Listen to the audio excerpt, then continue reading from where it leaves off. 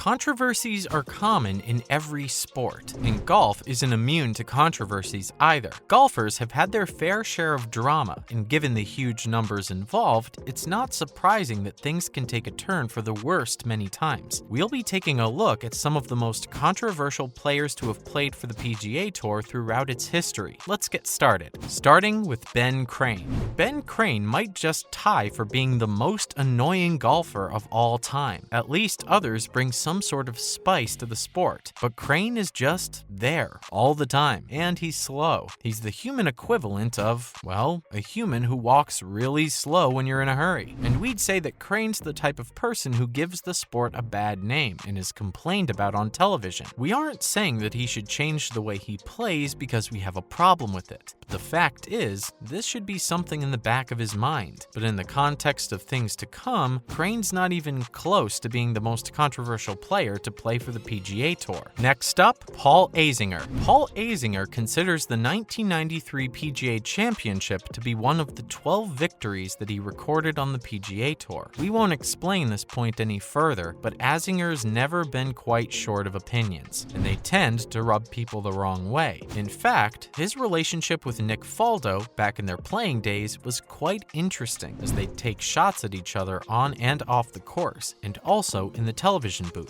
The duo were more than just edgy partners, and then they also became opposing captains in the 2008 Ryder Cup. Ah, what fun days. Azinger's US did end up winning though, so there's that. Then, Sergio Garcia. When he arrived on the scene, Sergio Garcia came with so much promise that he was thought to be the next Steve Ballesteros. In fact, many claimed he'll be the next serious challenger to Tiger Woods, but he suffered the same fate that many other superstars ended up suffering before him and after him. Impatience and his lack of maturity were his Achilles heel. He'd openly argue that the PGA Tour accommodates Woods a lot and ended up turning them against him. This also meant that he lost popular support and went on to become extremely moody and difficult. And then, of course, his decision to exit the PGA to join the Saudi-backed rebel LIV Golf was more than just controversial. On to Tom Weiskopf. Talking about outbursts, next on our list is perhaps a person who is most famous for them, Tom Weiskopf. Nicknamed the Towering Inferno, Weiskopf was extremely tall and would explode almost at any inconvenience, or we should say, anything that he considered an inconvenience. In fact, for the sake of the story, we can talk about one of his most memorable explosions, which happened in the 1996 US Senior Open at Canterbury Country Club and came against his playing partner, James Stahl of Cincinnati. Tom would go on to loudly complain about Stahl and his use of a shiny coin to mark his ball, and things got worse as he continued his rant, and his audience was anyone with an ear until the next tee. Moving on, Jim Thorpe. For a player who won 13 times on the Champions Tour and his success included a major, Thorpe was also a successful journeyman on the PGA Tour, winning 3 times. Despite a successful career, Thorpe's life went from fantastic to terrible, as his success had an asterisk and was tainted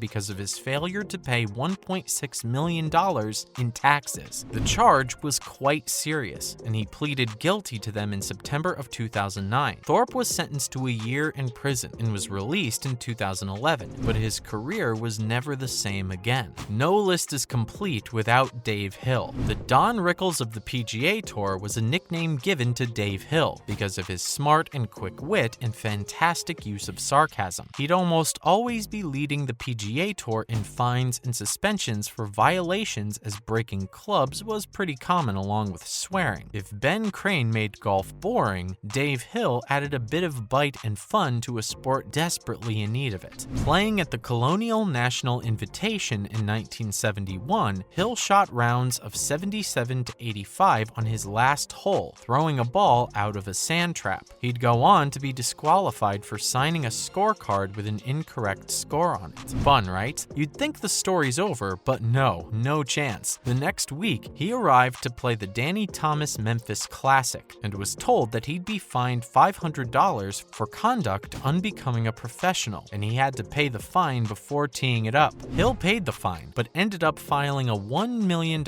antitrust suit against the tour, as the tour replied by putting him on probation for a year. That only led to Hill increasing the amount of the damages to $3 million more, but eventually the case was resolved outside of the court and was taken off probation too. That's the way to take on the PGA, Greg Norman. How can we forget Matt Every? As someone who earned his PGA Tour card as a rookie in 2010, Every had placed on both the Nationwide and PGA Tours. 2010 was supposed to be a special year for him, but later that year, Every would go on to be involved in a marijuana bust and was one of 3 men arrested in a hotel in Iowa. Despite maintaining his innocence and apologizing for his poor judgment, Every's career was stunted. Bit hash, we'd say. Oh, we mean harsh. Up next, Brian Barnes. Adult beverages and drinking even during tournaments? Brian Barnes, what a man. An imposing man, Barnes was responsible for probably one of the worst putting performances of all time when he missed a short putt on the 8th hole in the French Open of 1968. He tried to angrily rake the ball into the cup, only to miss it again. Oh, and then he hit the ball again while it was moving, and with all the penalty strokes counted, Barnes scored a 15. But majorly, Barnes was known for drinking a lot, and sometimes even taking a sip or two from his golf bag during tournaments. And we'd wager he was a couple of drinks down in 68 too. Then, Tommy Bolt. Another from the 50s and the 60s, Tommy Bolt was one of the most entertaining golfers, and his fiery disposition was behind all of it, breaking clubs during rounds and earning a reputation for being one of the greatest club throwers of all time. He became fantastic at it, and a rule was finally adopted prohibiting this act. But Terrible Tommy was actually elected into the World Golf Hall of Fame in 2002 because he was pretty good at the sport. On to John Daly. In 1991, John Daly burst onto the scene, and as the 9th alternate into the PGA Championship, Daly ended up winning the first of his 2 major titles in only that week. But his claim to fame came when his problems with alcohol, gambling, broken marriages, and trashing hotel rooms came to light. Not to mention a golf game that flamed out to amazing depths. Daly is definitely a comic tragedy of our beautiful sport. Mr. Grip It and Rip It showed up at events, but he's just not the player he was all those years ago. Moving on, Anthony Kim. Passion for nightlife and being the modern era poster boy for petulance and pouting is a little hard to carry on in a sport like golf. Then the injuries that plagued his career, Anthony Kim never reached his full potential, and that will always be a shame. No harm in having a social life at nighttime, but we think the world of golf is a little forgiving about it. Sorry about that, Kim. Next, Phil Mickelson. Lefty has been a controversial figure of the tour, and he's not on the PGA Tour anymore, given he switched allegiances to the Saudi-backed Rebel League. Phil Mickelson is known for calling the Saudis